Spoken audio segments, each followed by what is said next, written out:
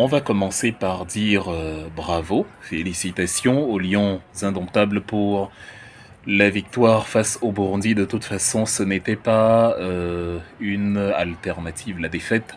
Il n'y avait pas d'autre scénario prévu.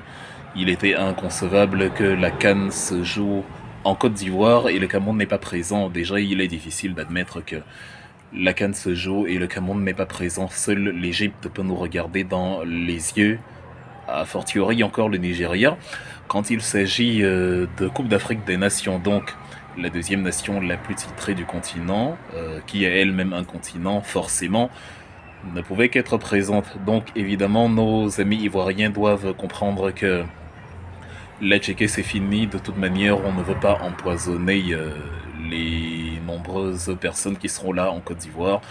Il leur faut de la vraie nourriture, c'est pour ça que le héros, le ndolé, le coq, le sanga, le poulet DG, le miondo, le coquille, le conchap, voilà, le foléré, le jinja, le dakiré, le mil, le couscous, le sorgho et voilà. Le Mbongo Chobi seront au rendez-vous, ça a été décidé par la CAF il y a 3 secondes. Donc, ce qui est sera. Le Cameroun sera de la partie et la fête sera très belle, d'autant plus que la finale c'est le 11 février. La fête de la jeunesse au Cameroun comme par hasard. Il y a donc tout intérêt à remporter cela. Vous imaginez la CAN remportée par le Cameroun en 84 était en Côte d'Ivoire et là on est en 2024, 40 ans plus tard. Donc il faut que le Cameroun l'emporte à nouveau parce que de surcroît ce sera le jour de la fête nationale de la jeunesse dont les étoiles sont alignées et voilà, il faut que le Cameroun gagne. Félicitations donc déjà pour la qualification. Vous avez pu vous rendre compte que l'humilité est illégale au Cameroun et que vous n'avez pas besoin de perdre votre temps à chercher un Camerounais humble, ça n'existe pas. Donc voilà, ça c'est dit. Maintenant, nous avons pu aussi voir dans la foulée que le stade des Bimpe à Abidjan s'est transformé en véritable stade de natation. La Coupe d'Afrique des Nations qui devient donc une Coupe d'Afrique de natation organisée par ADO, EAU pour 2024, ce qui est très problématique. Les Ivoiriens doivent donc faire attention, sinon nous allons devoir transporter nos stades vers la Côte d'Ivoire. Ceci étant, il y a quand même des leçons à tirer dessus quand on est Camerounais. Et l'une des premières leçons, aussi bien d'ailleurs pour les Camerounais que pour les Ivoiriens, l'une des premières leçons, c'est que ce que nous appelons développement n'est pas un statut fixe. Ce que nous appelons développement est un processus éternel. Pour nous qui vivons en Europe et pour ceux qui vivent en Europe, vous pouvez d'ailleurs le constater, il y a des chantiers partout, en Allemagne, en France, en Italie, c'est toujours en construction. Paris organise d'ailleurs les Jeux Olympiques 2024 et quand vous allez à Paris, que ce soit l'Opéra, l'Esplanade du Louvre, en tout cas tous les quartiers de Paris sont en chantier. Parfois les routes sont bloquées. Vous avez, on travaille sur la mise en service du prochain TGV d'ici 1 à 2 ans. La réalisation du Grand Paris Express, l'automatisation de la ligne 4, de la ligne X, de la ligne voilà. Donc le développement pour des pays que nous appelons déjà pays développés est plus en cours que chez nous qui sommes pourtant des pays pauvres. Et c'est le grand paradoxe observé dedans, comment des pays que nous appelons pays développés sont plus en développement que nous qui sommes soi-disant des pays en voie de développement.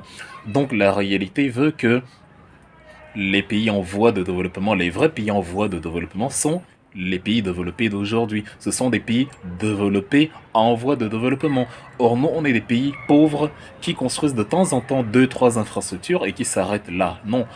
Quand on a construit une infrastructure, il faut ensuite l'entretenir. Et l'entretien d'une infrastructure est parfois plus important que l'infrastructure elle-même. Regardez le stade de l'amitié au Gabon, ce qu'il est devenu. Regardez, même si c'est un exemple un peu décalé, l'état des appartements de Mobutu après son décès, ce que c'est devenu. Vous aurez beau construire le Colisée de Rome, il va tomber en ruine s'il n'est pas entretenu. Vous aurez beau construire les grandes pyramides de Gizeh, elles vont tomber en ruine si au fil des siècles, elles ne sont pas entretenues. Vous aurez beau construire l'Arc de Triomphe à Paris, justement. Voilà, si vous n'entretenez pas, quel que soit l'ouvrage que vous construisez, il faut l'entretenir, sinon il ne tient pas. On peut d'ailleurs voir à Yaoundé que le stade d'Olembe Les alentours du stade de l'OMB ne sont pas très belles à voir parce que les ordures s'amoncellent, parce qu'à un moment donné, quand on finit l'infrastructure ou quand l'événement pour lequel il a été construit est achevé, il n'y a pas de suite. On se dit bon, c'est bon, et on passe à autre chose. Et quelques années plus tard, une belle infrastructure se retrouve en état de délabrement avancé. Donc on a pu le voir au stade des BIMP et Abidjan, la Côte d'Ivoire qui est un état économiquement supérieur au Cameroun. Le PIB est quand même là-bas, PIB nominal dépasse là-bas quand même les 70 milliards de dollars. Donc, c'est littéralement le double du Cameroun, ce qui n'est pas rien. C'est l'un des rares pays d'Afrique francophone qui connaît un excédent commercial. Pendant que toutes nos balances commerciales sont déficitaires, c'est-à-dire le décalage, la différence entre ce que vous vendez, c'est-à-dire les exportations et dans les recettes, et ce que vous dépensez, c'est-à-dire les importations, dans ce que vous achetez. Donc voilà, voilà, et elle présente dans la Côte d'Ivoire de très bons chiffres par rapport à beaucoup de nations, mais elle est amenée à comprendre, comme nous tous, que dans ces infrastructures qui font la beauté de ces villes, notamment Abidjan, il y a un travail d'entretien à faire autant que les pays industrialisés d'aujourd'hui le font.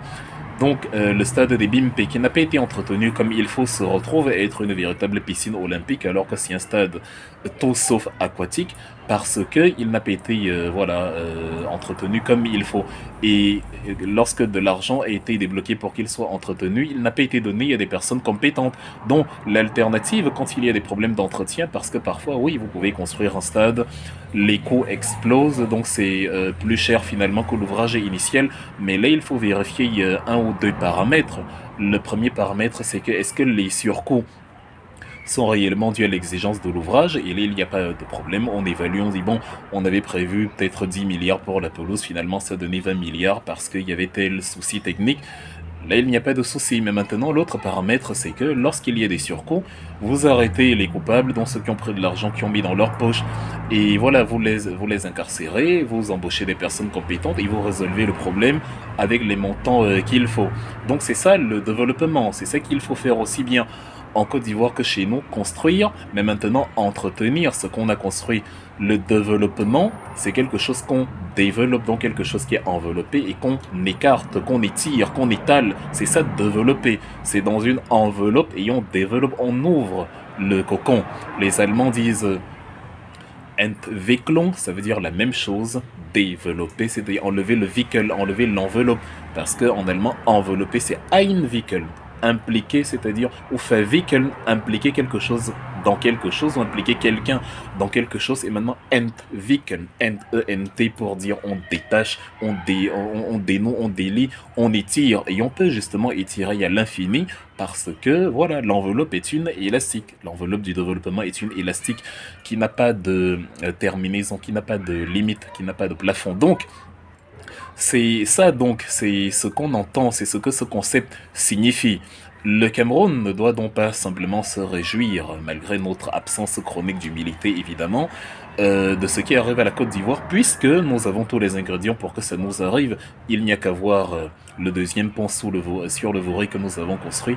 C'est d'ailleurs un lapsus révélateur, puisque c'est un pont sous le Vouri. Vous allez vous rendre compte que il est très bas, il est presque au niveau du fleuve. Les bateaux ont du mal, les bateaux ne peuvent pas passer en dessous, donc on a carrément bloqué le fleuve comme ça. S'il y avait possibilité pour un navire qui vient de l'océan Atlantique pour entrer dans l'Interland, ce n'est pas faisable parce que justement le fleuve il est bloqué. Les arcades ne sont pas assez hautes pour qu'un navire puisse s'il faut filer. Donc c'est un problème qui fait que bon, quand il pleut, le pont se retrouve sous le Vouri, il y a un problème d'inondation.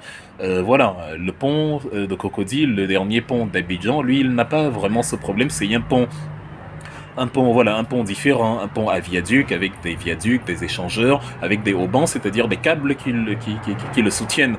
Donc, nous avons aussi des leçons, et évidemment beaucoup de leçons, à prendre de nos amis ivoiriens, surtout que le pont là-bas, il a coûté sensiblement le même prix que le nôtre, environ 100 milliards, alors que niveau infrastructure, niveau exigence infrastructurelle, exigence technique, il a beaucoup plus de contraintes. Nous, c'est vraiment une route posée sur de la roche. Or, eux, c'est un véritable tablier suspendu avec voilà deux séances de viaduc, un pont normal, des haubans, des arcades, des pylônes, pardon, et voilà ce genre de contraintes de réalisation. Donc, nous devons, pour ne pas tomber dans le piège ivoirien, enfin, dans lequel nous sommes déjà de toute façon, pour ne pas répéter le piège ivoirien et ne pas être meilleur que la Côte d'Ivoire seulement sur le plan des CAN remportées, aussi faire preuve de réflexion dans notre avenir infrastructurel en évitant des choses comme ce qu'on voit même dans un pays plus avancé que nous, tel que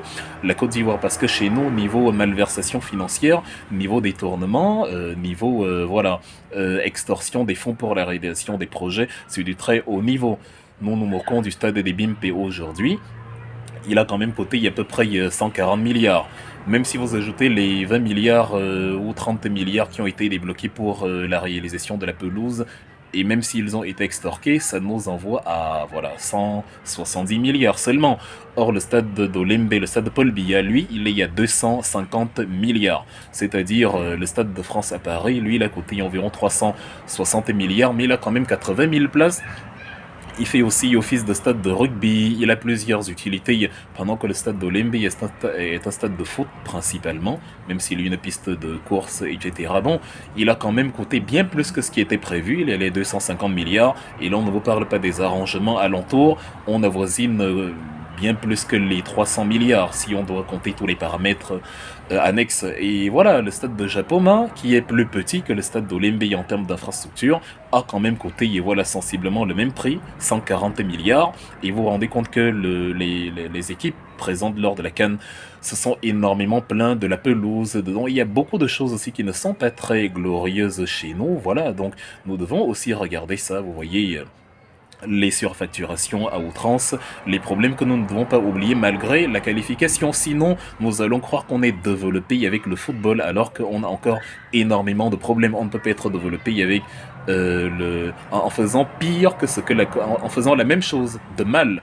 que ce que fait la Côte d'Ivoire, c'est-à-dire détourner les fonds, mais en ne faisant pas le bien que fait la Côte d'Ivoire, c'est-à-dire construire quand même des infrastructures multiples et avoir un dynamisme économique qui fait qu'on a quand même un excédent commercial, même s'il est basé sur les cultures de rente telles que le cacao, c'est déjà mieux que rien vu qu'on a le même cacao et paradoxalement on a les mêmes matières premières, en tout cas nourricières chez nous, c'est par exemple la banane, premier exportateur d'Afrique, le Cameroun, mais on n'obtient pas d'excédent commercial dessus, donc quoi qu'on dise, ils sont quand même plus avancés que nous.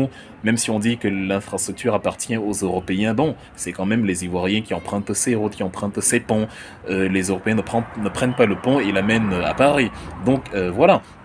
Ce serait déjà aussi bien que nous ayons ces routes, ces ponts, ces infrastructures et que nous copions essentiellement les bonnes choses de Côte d'Ivoire sans copier seulement les détournements. Donc si on fait le compte, c'est assez effrayant. Vous avez donc le stade de Japoma, 150 milliards, 140 à 150 milliards. Le stade d'Olembe, 250 milliards.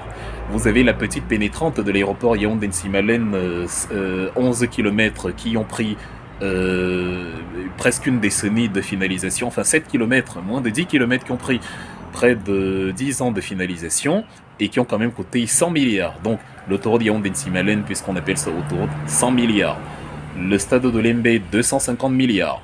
Le stade de Japoma, 150 milliards. Les infrastructures académiques, les ordinateurs pour les étudiants de Famandongo, 500 000 calculatrices, 75 milliards. La pénétrante est de Douala, de 9 km seulement, par Ganoudjo Messi, 44 milliards. L'autoroute Yaoundé-Douala pour la finalisation seulement des 60 premiers kilomètres sur 196, 450 milliards. Vous avez dont un coût total par exemple de l'infrastructure de la CAN qui est de 3000 milliards, dont la moitié